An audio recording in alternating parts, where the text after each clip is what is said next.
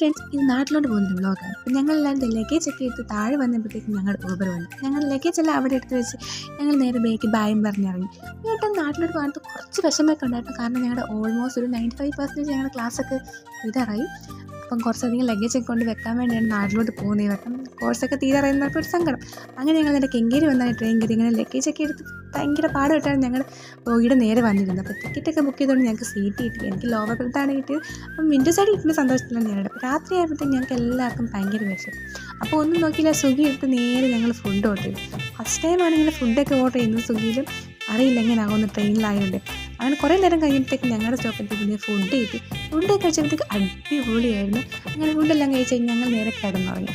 കഴിഞ്ഞിട്ട് എൻ്റെ സ്ഥലമെത്തി. അപ്പം ഞങ്ങൾ നേരെ അവർക്ക് ബാഗ് എല്ലാം കൊടുത്ത് ഞങ്ങൾ നേരെ ട്രെയിനൊക്കെ ഇറങ്ങി. വെളുപ്പിനെ അവിടെ ഞങ്ങൾ ആലപ്പുഴ വന്നത്. അപ്പോഴത്തേക്ക് എന്നെ പിക്ക് ചെയ്യാൻ എൻ്റെ ചേട്ടൻ വന്നായിരുന്നു. അപ്പം ഞങ്ങൾ നേരെ വീട്ടിലോട്ട് പോവാണ്. പിന്നത്തെ വീഡിയോ ഇത്രയേ ഉള്ളൂ. Bye bye.